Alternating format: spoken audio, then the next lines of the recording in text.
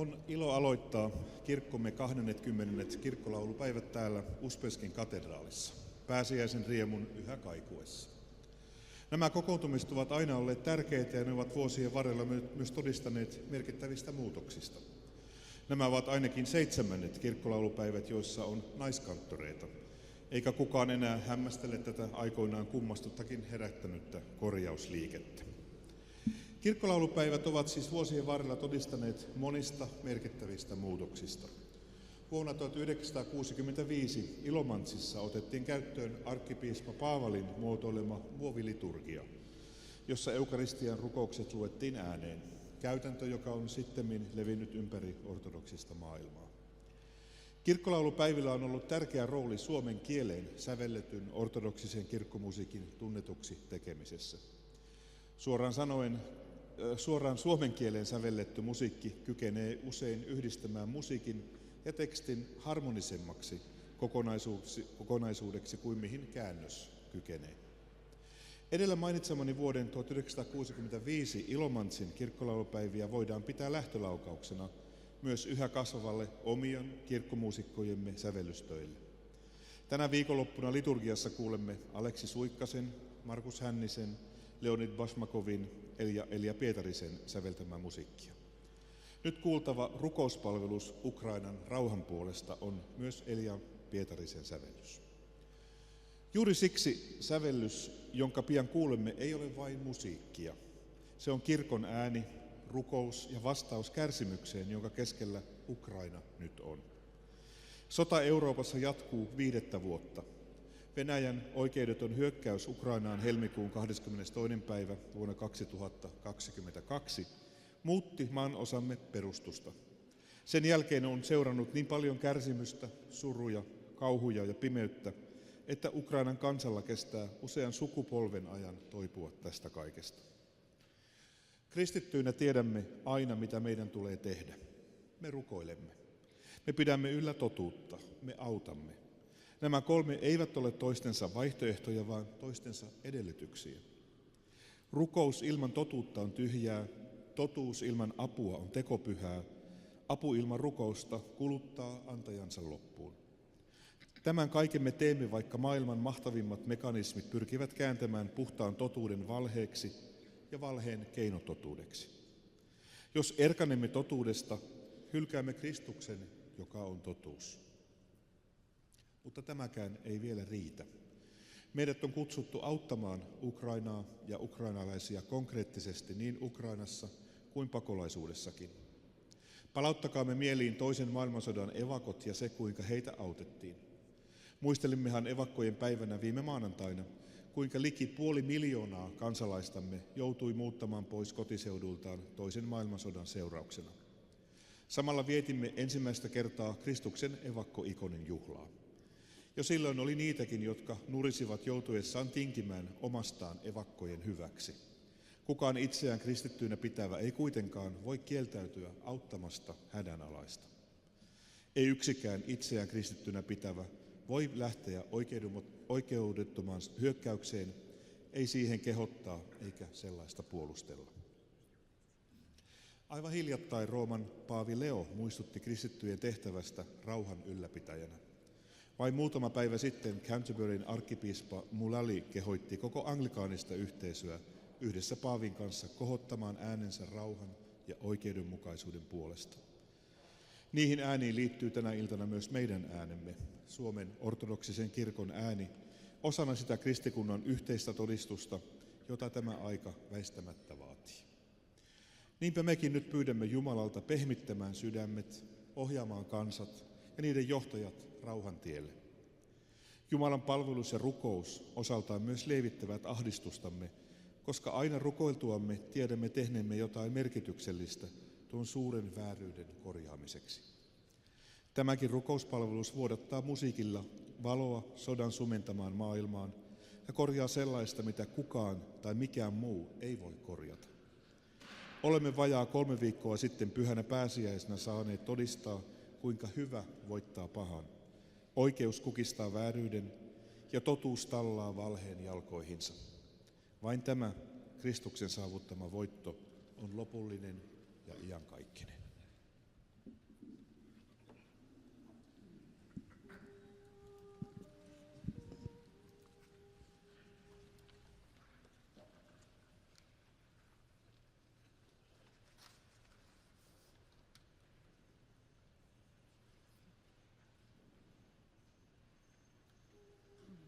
Korkeasti pyhitetty esipaimen siunaa.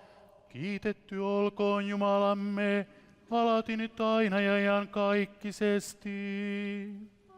Amen. Kristus nousi kuolleista kuolemalla kuoleman voitti ja haudoissa oleville elämän antoi. Christos voskres is mертвых, смертью смерть подолав, и тем, що в гробах життя дарував. Kristus nousi kuolleista kuolemalla kuoleman voitti ja haudoissa oleville elämän antoi. Святий Боже, святий кріпкий, святий безсмертний, помилуй нас. Святий Боже, святий кріпкий, святий безсмертний, помилуй нас. Святий Боже, святий кріпкий, святий безсмертний, помилуй нас. Слава Отцю і Сину і Святому Духові, нині і повсякчас і на віки вічні.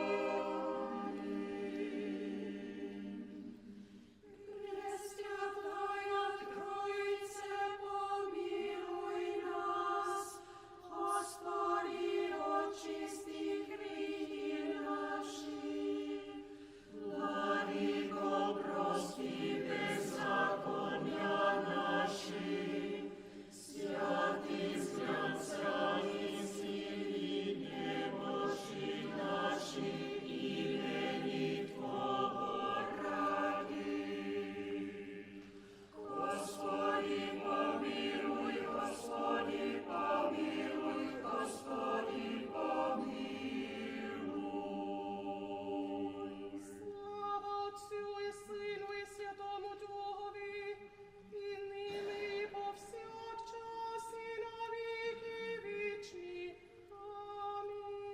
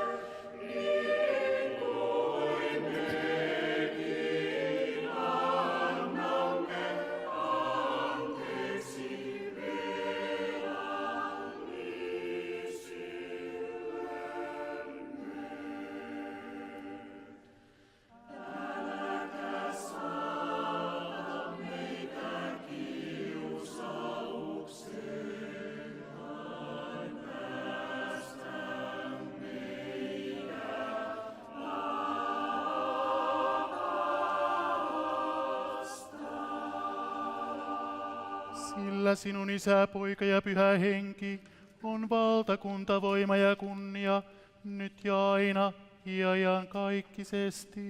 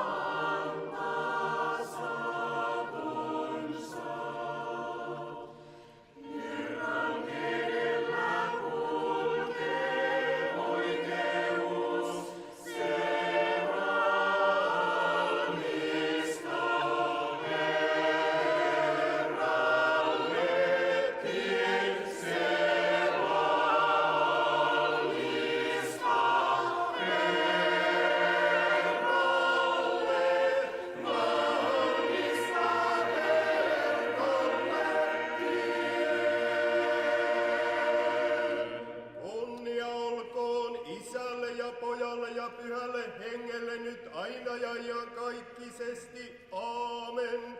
Halleluja, halleluja, halleluja. Kunnia olkoon sinulle, Jumala. Halleluja, halleluja, halleluja. Kunnia olkoon sinulle, Jumala. Halleluja, halleluja, halleluja. Kunnia olkoon sinulle, Jumala.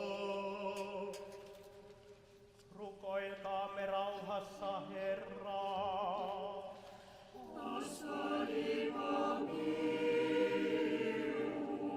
Rukoilkaamme Herralta rauhaa, korkeudesta ja sielujemme pelastusta.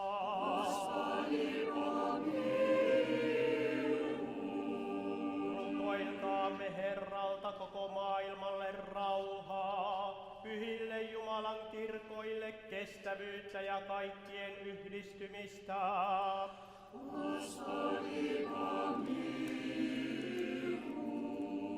Rukoilkaamme Herraa tämän pyhän huoneen ja täällä uskossa, hartaudessa ja Jumalan pelvossa käyvien puolesta.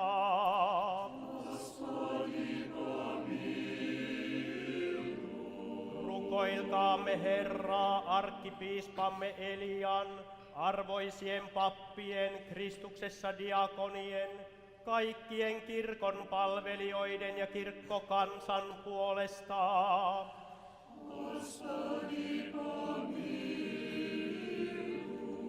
Rukoilkaamme Herraa tasavaltamme presidentin, koko esivallan ja kansamme puolesta.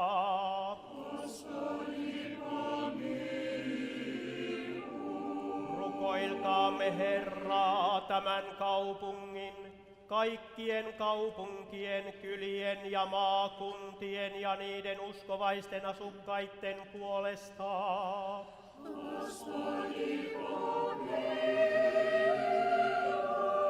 Rukoilkaamme Herralta suotuisia ilmoja, runsaita maan hedelmiä ja rauhallisia aikoja.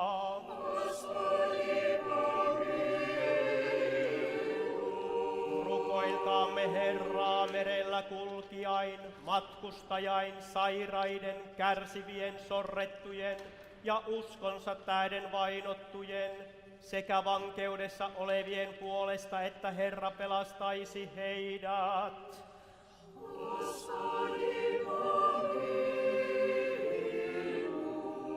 Rukoilkaamme Herraa, että hän päästäisi meidät kaikesta vaivasta, vihasta, vaarasta ja hädästä ja antaisi rauhan tahtoa ja sovinnon mieltä Ukrainassa sotiville.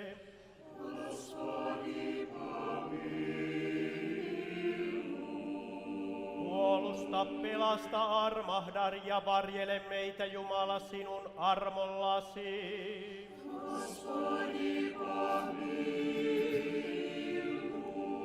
Muisteltuamme kaikkein pyhintä, puhtainta, siunatuinta, kunniallista valtiatartamme Jumalan synnyttäjää, ainaista neitsyttä Mariaa ja kaikkia pyhiä, antakaamme itsemme toinen toisemme ja koko elämämme Kristuksen Jumalan haltuun.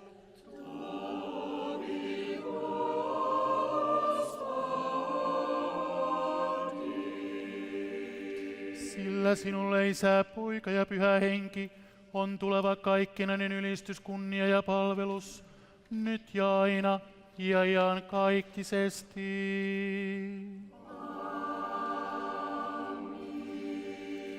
Jumala on Herra ja hän ilmestyi meille. Siunattu on hän, joka tulee Herran nimeen.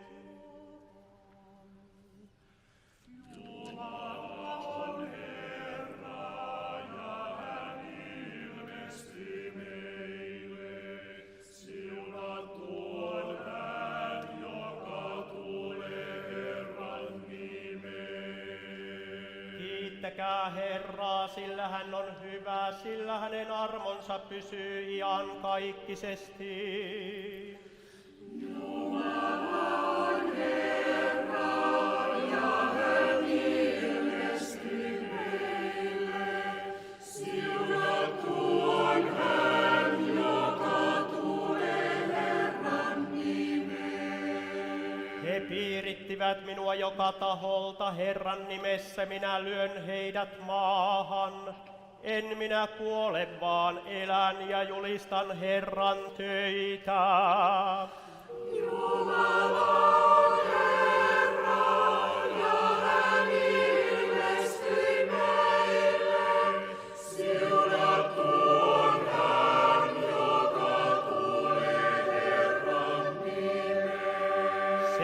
Jonka rakentajat hylkäsivät, on tullut kulmakiveksi.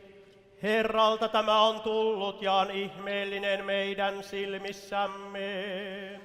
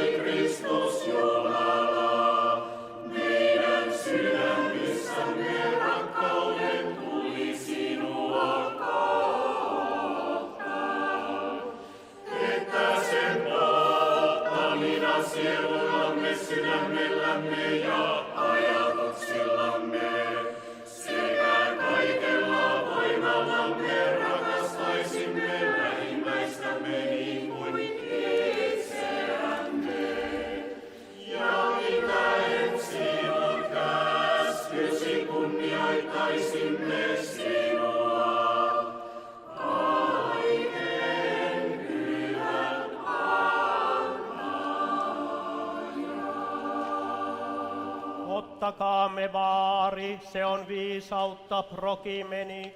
Nouskoon Jumala, niin hänen vihollisensa hajaantuvat.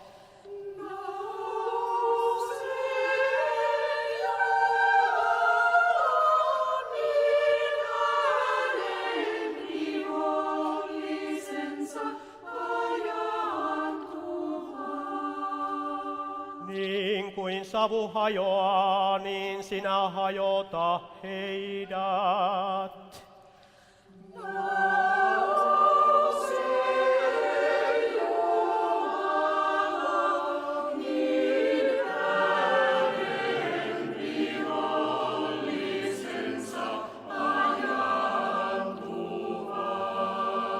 Nouskoon Jumala.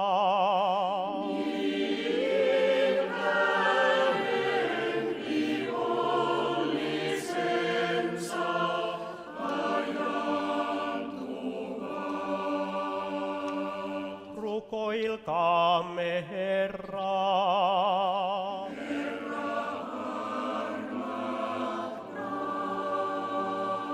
Pyhä olet sinä meidän Jumalamme, ja sinä pyhissäsi asut, ja me kunniaa edes kannamme sinulle, Isä, Poika ja Pyhä Henki, nyt ja aina ja iankaikkisesti.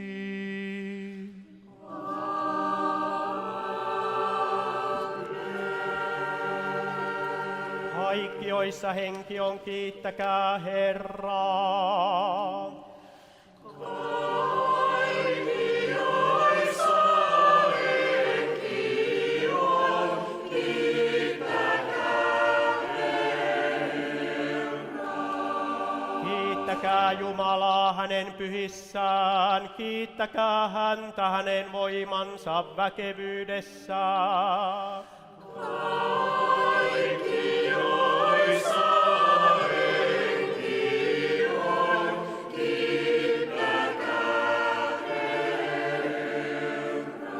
Kaikki, joissa henki on.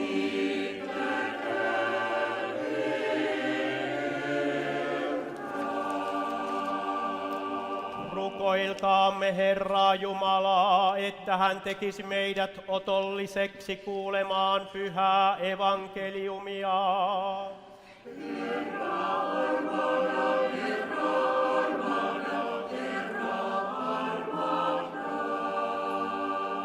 Se on viisautta, olkaamme vakaat, kuulkaamme pyhää evankeliumia. Rauha teille kaikille.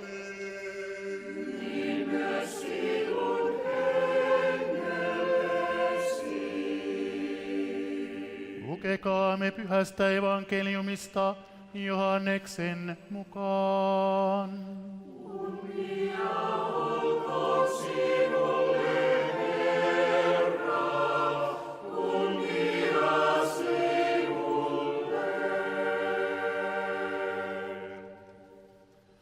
Kuulkaamme, Herra sanoi opetuslapsilleen, joka on ottanut vastaan minun käskyni ja noudattaa niitä, se rakastaa minua, ja minun isäni rakastaa sitä, joka rakastaa minua, ja häntä minäkin rakastan, ja ilmaisen hänelle itseni. Juudas, se toinen, ei Iskariot, sanoi hänelle, Herra, miksi teet niin? Miksi ilmaiset itsesi vain meille, etkä maailmalle? Jeesus vastasi, jos joku rakastaa minua, hän noudattaa minun sanaani. Minun isäni rakastaa häntä, ja me tulemme hänen luokseen, ja jäämme asumaan hänen luokseen. Se, joka ei rakasta minua, ei noudata minun sanaani, mutta sana, jonka te kuulette, ei ole minun omani, vaan Isän, joka on minut lähettänyt. Tämän minä olen puhunut teille nyt, kun vielä olen teidän luonanne, puolustaja, Pyhä Henki, jonka Isä minun nimessäni lähettää, opettaa teille kaiken ja palauttaa mieleenne kaiken, mitä minä olen teille puhunut. Minä jätän teille rauhan, oman rauhani minä annan teille, en sellaista, jonka maailma antaa. Olkaa rohkeat, älkää vaipuko epätoivoon.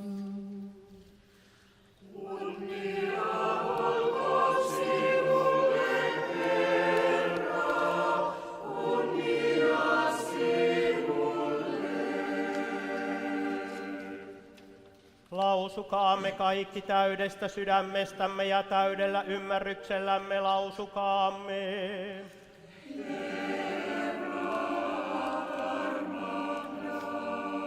Herra, kaikki valtias Isiemme Jumala, me rukoilemme sinua, kuule ja armahda.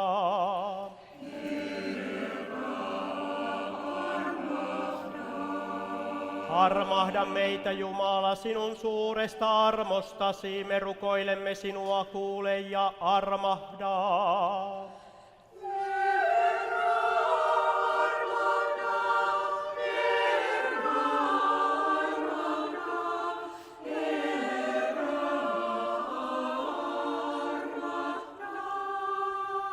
Vielä rukoilemme arkkipiispamme Elian puolesta.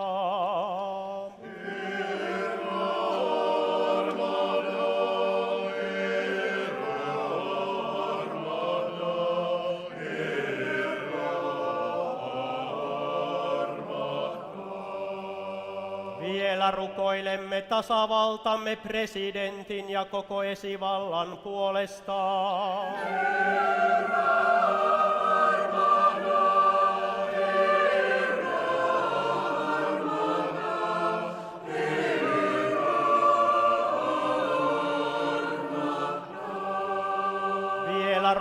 rukoilemme pappien, pappismunkkien sekä kaikkien luostariveljiemme ja sisariemme puolesta.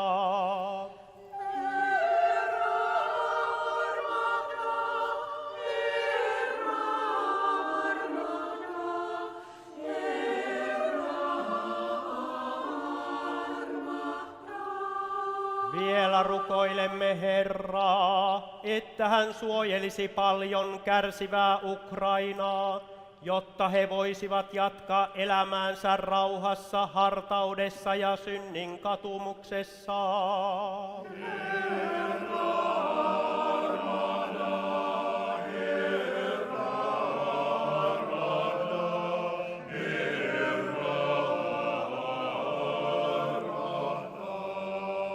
Vielä rukoilemme, että rauha ja tyyneys asettuisivat paljon kärsivään Ukrainaan, ja että he vapautuisivat kaikesta vihollisista ja muukalaisten hyökkäyksiltä.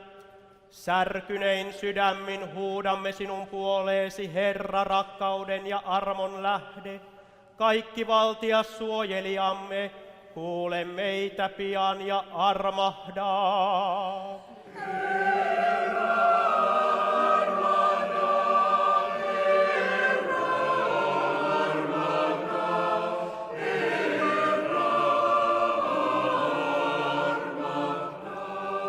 Vielä rukoilemme, että Herra katsoisi ihmislaupeudessaan murheen täyttämän Ukrainan puoleen ja säilyttäisi kärsivällisyydessä ne epätoivoiset, jotka ovat joutuneet jättämään kotinsa, ja siunaisi heitä, jotka rakkaudella ja myötätunnolla ottavat heidät vastaan, ojentaen heille auttavan ja armeliaan kätensä. Me rukoilemme sinua, oi laupias, kuule meitä ja armahda.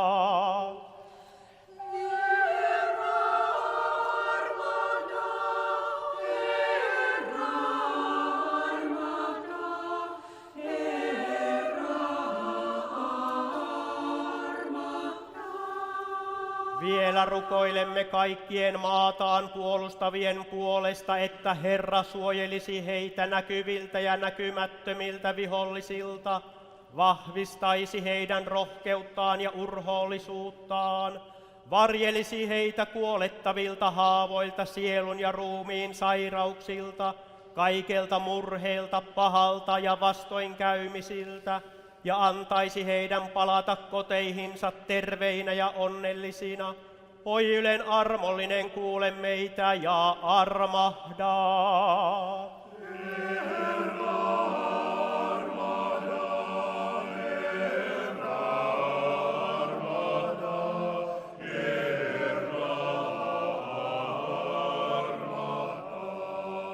Vielä rukoilemme kaikkialla maailmassa kärsivien, haavoittuneiden, läheisensä menettäneiden, pakolaisten ja kaikkien sota-alueilla olevien puolesta, että Herra Jumala suojelisi ja parantaisi heidät, varjelisi heitä kaikelta pahalta ja lahjoittaisi heille armonsa.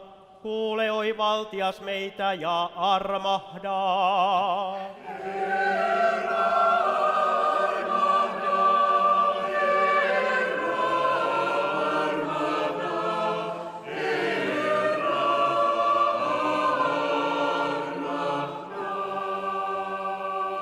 Herra meidän Jumalamme, ota vastaan tämä palvelijaisi harra sanomus. Armahda meitä armosi paljoudesta ja lähetä laupeutesi lahjat meille ja kaikelle kansallesi, joka odottaa sinulta runsasta armoa, sillä sinä olet armollinen ja ihmisiä rakastava Jumala, ja sinulle Isä, Poika ja Pyhä Henki, me kunniaa edes kannamme, nyt ja aina ja iankaikkisesti. Rukoilkaamme Herraa.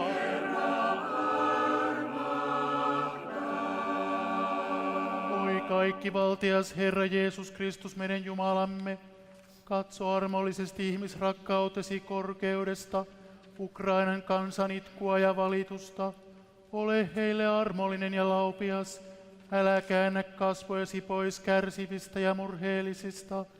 Anna heille kaikkivoimainen armosi, hallitsijoille ja puolustuslaitokselle mielen tyyneyttä ja viisautta. Vahvista maataan puolustavien sieluja ja ruumiita. Ole heidän haarniskansa ja suojansa. Varjele heitä kuolemalta ja haavoilta. Auta heitä kaikessa, mitä he tarvitsevat. Suo heille voitto vihollisesta. Pommitusten alla ja miehitettyinä olevat johdata pois. Ja niitä, jotka eivät voi lähteä, varjele ja anna heille kaikki välttämätön. Suojele, vahvista ja vapauta vankeudessa olevat. Pakkosiirretyt lapset palauta, pakolaisille ja asuinpaikkansa menettäneille koti ja kaikki elämiseen tarvittava anna. Haavoittuneet paranna, vammautuneet vahvista, läheisensä menettäneiden epätoivoa hälvennä. Lohduta, tue ja anna heille voimaa kestää eron tuska. Lohduta jaan kaikki sen elämän sanomalla. Saata lepoon pois nukkuneiden, maataan puolustaneiden ja kaikkien sodassa kaatuneiden sielut, ja niiden sielut, jotka ovat kuolleet haavoihin, nälkään ja vailla sairaanhoitoa.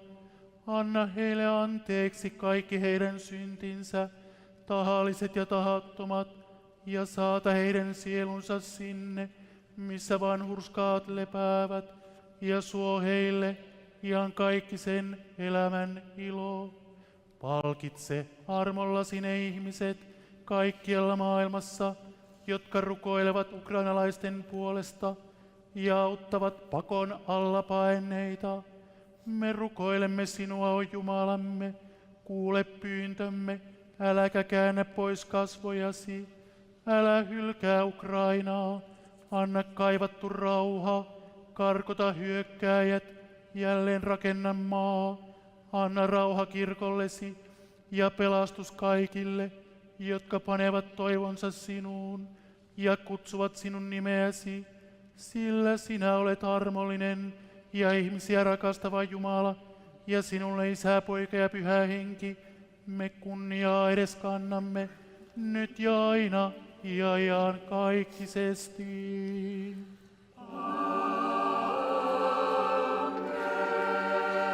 Se on viisautta.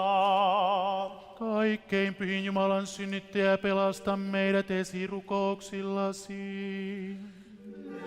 Ylistämme sinua, joka olet kerubeja kunnioitettavampia serafeja verrattomasti kalampi. Sinua puhdas neitsyt sanan synnyttäjä, sinua totinen Jumalan synnyttäjä. Kunnia olkoon sinulle, Kristus Jumala, meidän toivomme. Kunnia sinulle.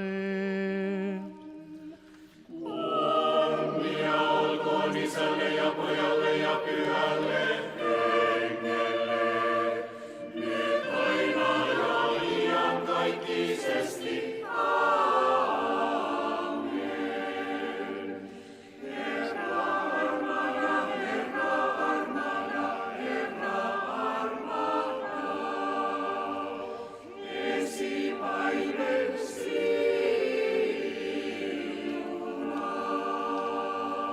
Kuolleista ylös noussut Kristus, totinen Jumalamme, puhtaimman äitinsä pyhien kunnillisten ja korkeasti kiitettyjen apostolien, pyhien vanhuskaiden eron esivanhempien Joakimin ja Annan, ja kaikkien pyhien säisirukouksien tähden, armahtakoon meitä ja pelastakoon hyvyydessään ja ihmisrakkaudessaan.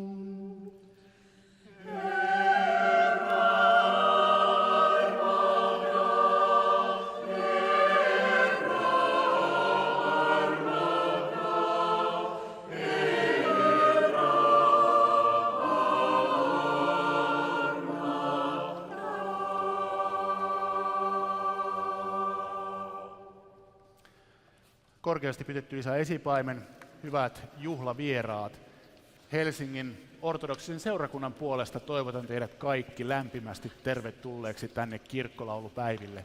niin kaikki laulajat kuin myöskin kaikki konsertteihin osallistuvat kuulijat. Kirkkolaulu ja kirkkomusiikki on asia, joka yhdistää meitä kaikkia kristittyjä. Siinä ei ole pelkästään laulajia, siinä ei ole pelkästään kuulijoita, vaan siinä me kaikki yhdessä kohotamme rukouksemme Jumalan puoleen. Tätä iloa meillä on luvassa nyt tässä 2 päivän ajan, aina sinne sunnuntai-iltaan saakka. Siis vielä kerran lämpimästi tervetuloa. Ja nyt tämän rukouspalveluksen päätteeksi tähän palvelukseen on vielä kirjoitettu 2 veisua, tropari ja kontakki rauhan puolesta Ukrainassa tai Ukrainan rauhan puolesta, ja ne meille Uspenskin katedraalikuoro johtajana Varvara Meras-Häyrynen vielä ystävällisesti esittää. Olkaa hyvät.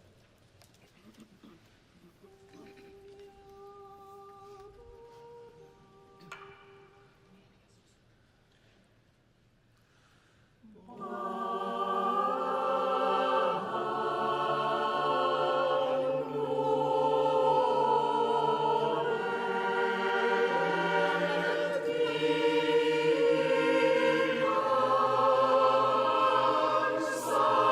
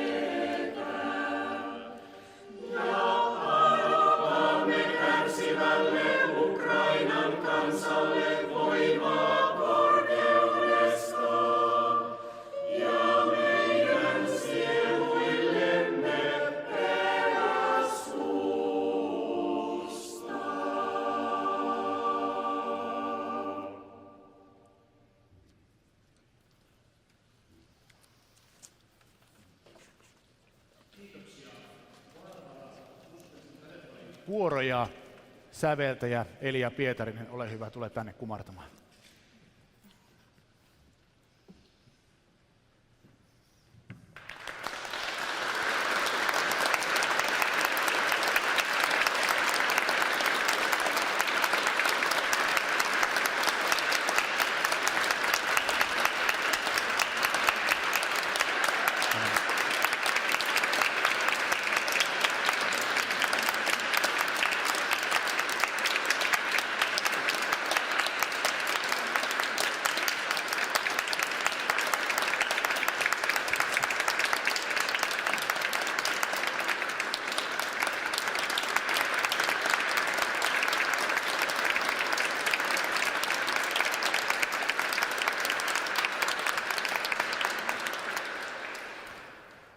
Ja pyydettiin vielä lopuksi tämä teksti lukemaan ääneen, jotta täällä kirkon hienossa akustiikassa kaikki saisivat selvää, mistä tässä rukoiltiin.